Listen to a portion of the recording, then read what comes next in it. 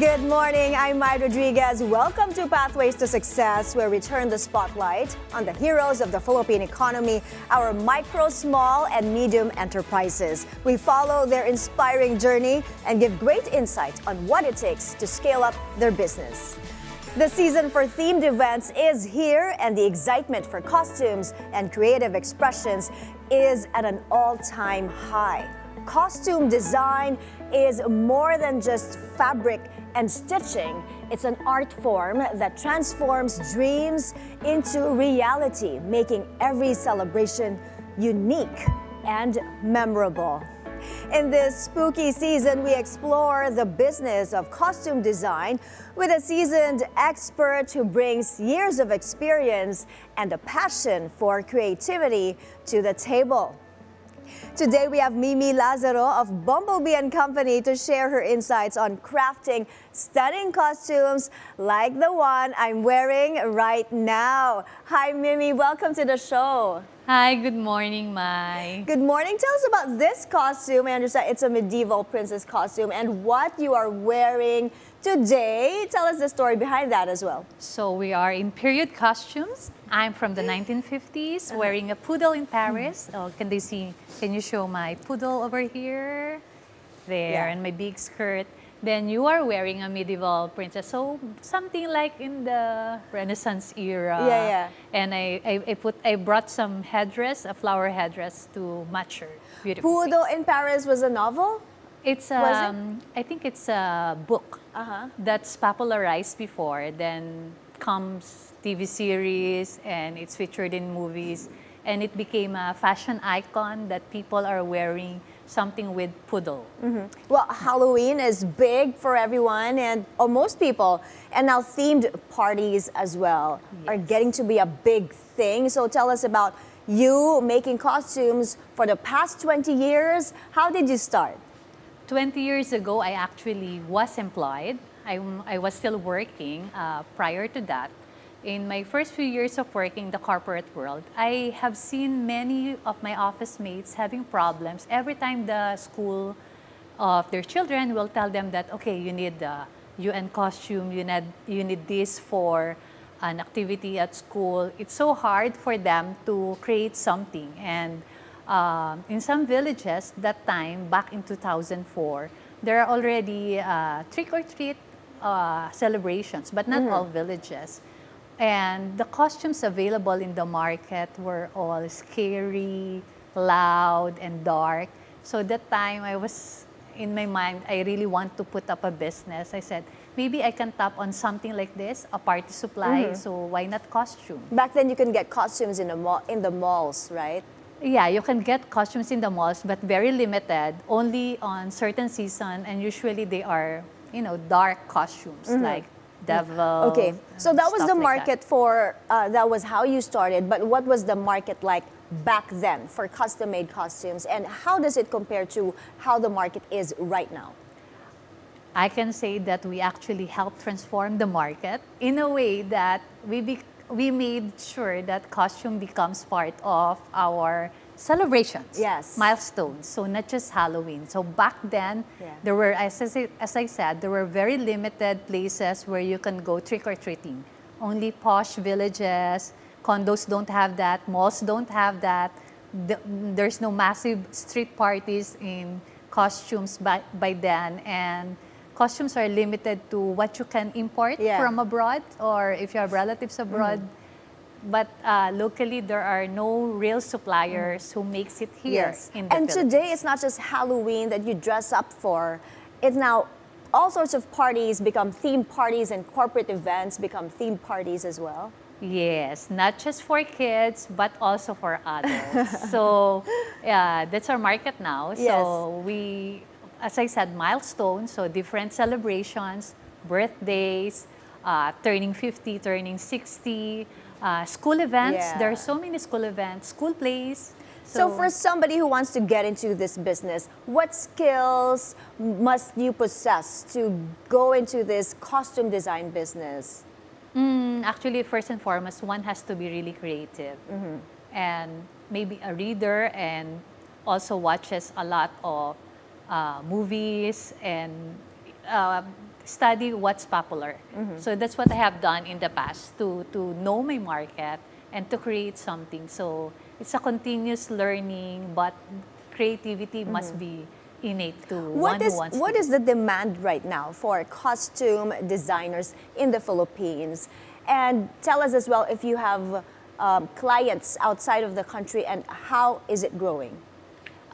We do have lots of clients outside the country, and I think that's the power of social media. And being in the business for 20 years, people has known us even if they're not from the Philippines or they're not even Filipinos. So we cater to that, especially for custom orders. So they order from us and we send it over because they know that if it's something made in the Philippines, the quality is different, the artistry is different. It's not your disposable costume. Well, it's almost Hallows Eve, one of the busiest times of the year for costumes. So tell us, how did you change Halloween to your designs? You told us earlier, you know, it was so different back then, before you stepped in. Yes, back then it's so scary. When you think of Halloween, it's just trick or treat with ghosts, with skulls, with blood and stuff. We don't like that. We want the kids, we want the adults to enjoy Halloween or going around trick or treat. So Now, there's so many characters now, from Disney to anime, right? yes, from Disney to anime to And even storybooks. video games. And right now, we're making a lot of saint costumes. Would you believe that? So it's like a regular thing. We're making cute costumes, animated, whimsical, but we're making a lot of also saint We're showing costumes. videos that you were working with kids, all these cute costumes with kids. Walk us through the creative process, especially when working with kids.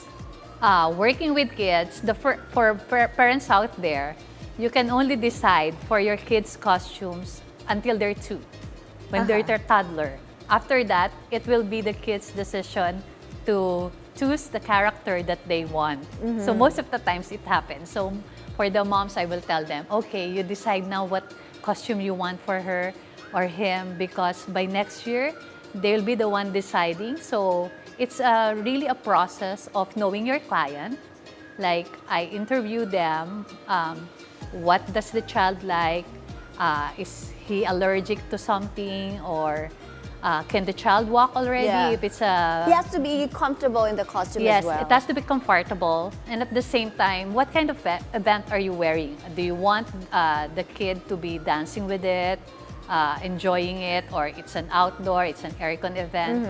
So we have to classify the different things that they need that will be part of the costume. And at the same time, as I said, it requires a lot of creativity, but it also requires a lot of creativity to the one wearing it. Yeah. So Maybe tell us, how long does it take to create a Halloween costume? Of course, it depends on the intricacy of it and how big it is, right? I work on at least 4 weeks minimum for a costume. No matter how simple it is, it entails a lot of process, from choosing the material, getting the measurement, and we don't want to make costumes that, okay, we made this queen costume now, then the following year it will be the same for this person. As much as possible, we want to make something unique for each client that we make. What was the most challenging work that you did so far? We also did for corporate. So there was a time when 20 executives of a big insurance company came to us. So these are CEOs from all over the country, Hong Kong and Singapore also. And we have to get their measurement and make all their costumes on a certain theme for like 3 working weeks. So it's so difficult because you have to move from one area to another or do video calls to those abroad to do the measurement and the fitting. Yeah, so and then you have to send it there. you have to send it, and sometimes they do have presentations. Even adults, they have the costume has really functioned in their events, whether it's corporate or a family affair. So sometimes they want to dance or they want to do some presentation wearing it. So we have to tweak it according to how they need it. We have so much more to talk about, but we have to take a quick break. If you are creative and talented, find out if costume design is your path to entrepreneurship. We have more to learn from Mimi Lazaro of Bumblebee and Company. Stay tuned here on BNC.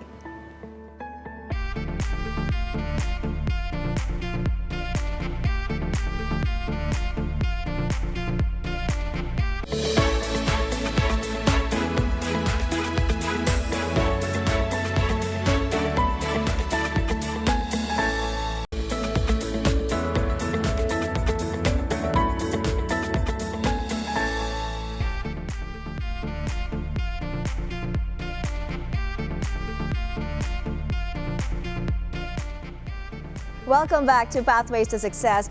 We are still with Mimi Lazaro, who is in the business of costume design. This time, we'll take a closer look at the importance of establishing good client relationships in this business. Now, Mimi, of course, Halloween is a big deal for many people, and not just Halloween, for theme parties, birthdays as well. How closely do you work with your clients? It's a very close relationship that we develop for each client because, as I said, we really want to know the character of the one who's wearing it, whether it's a child or an adult. So it entails a lot of chit-chat, whether right now we do a lot of virtual calls. So we really take time to chat, to do video calls or meet in person to discuss what they really want. So it's a close relationship that I guess through the years, that has empowered the business since 2004. It's really word of mouth. Building a strong relationship with your clients, what is your top advice for that? Because it's not just about this one event. They have to keep coming back to you for years and years. Sincerity. I guess it's really needed that you're sincere, that you really want to bring out the best in any order that they have. So they see it, that, you know, sometimes people will have a request on something outrageous and we will say that, you know, it may not be comfortable, so it may not be useful. So we tend to be more honest and tell them that maybe we can work on something like that. So sincerity in the sense that we want to give them the best and telling them what's best that will look for them. So that's one thing and later on, when we deliver the costume, they will see, oh yeah, it works. It's really nicer the way the way you recommended it. Well, being part of their personal milestones, you know, it must feel very special for you. How does it feel knowing that, you know, your work contributes to, you know, one of those meaningful moments, the very important moments in their lives? Let me tell you a story. One time at the shop, we had a child under a spectrum, and she's like 5 or 6 years old. She hadn't uttered a word, as in from birth. So she's doing therapy and all. And it was during the time that we made her a Princess Sophia the First costume, the character that she knows. And when she wore it, she said, "I'm a princess, Mom." And she spoke for the first time. Yes. So it was really memorable. That must feel so rewarding. Yes, because suddenly, you know, you brought her out of her shell. She can actually talk. She actually knows what's happening. And it was so joyful to see that milestone, a very big milestone, just wearing and fitting a costume. And bringing their vision to life. How does it feel for you? It feels so good. It's like an achievement. It's like having so many children and now grandchildren, because my clients who were dressing up in 2004 are becoming parents also.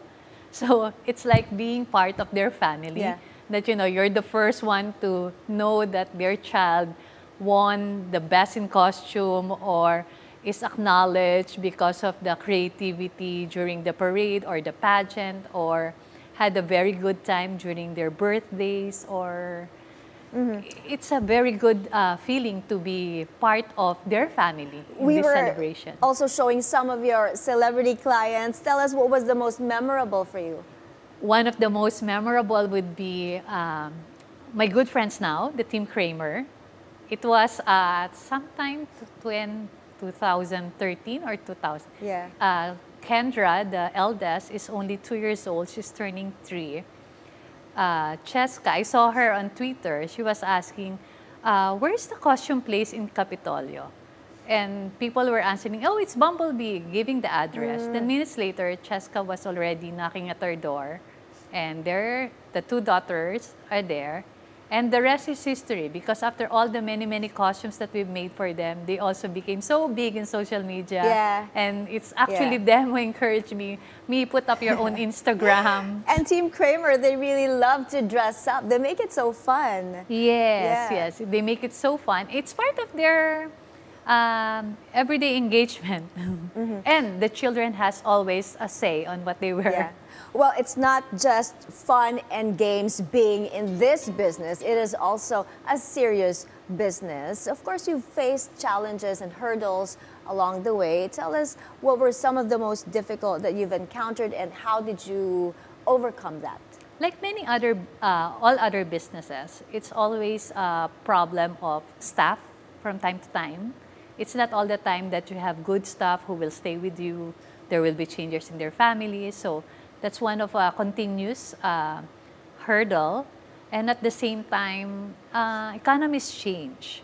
So we have to change what we make. It's not something that we make for everyone because we wanted to make it affordable. So we have to find our niche market, the market that can carry the quality or can buy the quality and the detailed work that we make. And it's different from, so we have to pace that hurdle and move that, okay, this is my market, this is where I focus.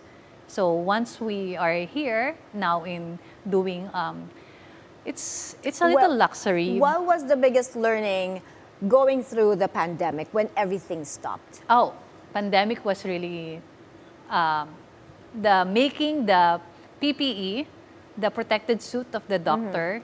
It actually is brought about by the costumes that we made in the past. So during the pandemic, showing on our screen, the first day of the lockdown, the wife of the mayor of Marikina called me, let's do something to help our healthcare workers. So right then and there, at my house, I grabbed the pattern from our Lego costume and changed it to a PPE. So that kept us in sync. That kept our sanity during that time, making the PPE. But of course, the other side of the business, after making the PPE, so that our workers will have something to do at their homes, is how to survive and to still create costumes. But we're lucky because people decided to party at home. Yeah. So we continued to do. We were never vacant. Okay. That was so impressive how you made that pivot, right? Yes. During the pandemic. And also, but now, also, tell us about the challenge with RTW costumes coming in. It has always been a challenge because it's a totally different market. So we just said to ourselves, okay, let's just up our products. So if this is the ready-to-wear, this is the material that they use, we go higher. These are the details that they do, we go 3D. So you level up. Yes, we always level up. So it's not something that you can just get from on retail on the store because it's custom made. Yeah. But the pricing though, how do you make it competitive, your price, compared to the ready-to-wear designs? You know, in Filipino, we have what we call sulit. So our costume, we will tell the customers, this will be sulit. And we have seen that in our customers. The costume that was made in 2004 is still being used by the children or the other. So sulit, they could pass it on. The return also on investment on one Bumblebee and company costumes is immense. So you know, instead of just buying something that's really cheaper, get something that you can wear now, you can pass on to your children, or you can pass on to other generation. It's not fast fashion. So it's really a work of art that you wear. So like what I'm wearing, Yeah. it's It's 16 years something old. that you get to keep and treasure in your closet and pass Yes. on, maybe Yes. to your children, to the cousins of your kids, right? All right, we have to take another breather. Don't go anywhere. Pathways to Success. We'll be right back.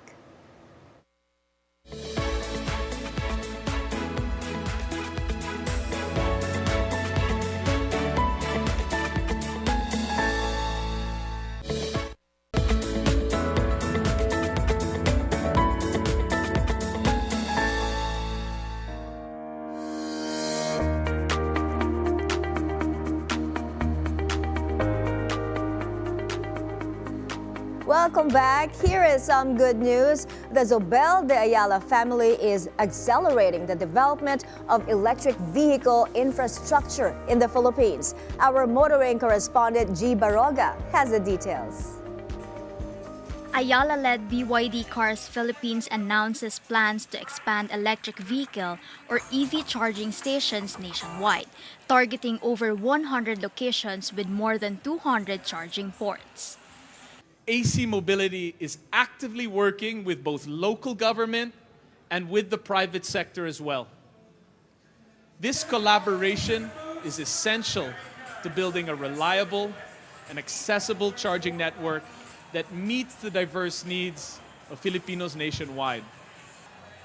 What we want is for electric vehicle users to travel long distances with confidence, knowing that stations are readily available for their needs. BYD is also launching a new service to support the growth of the local EV sector.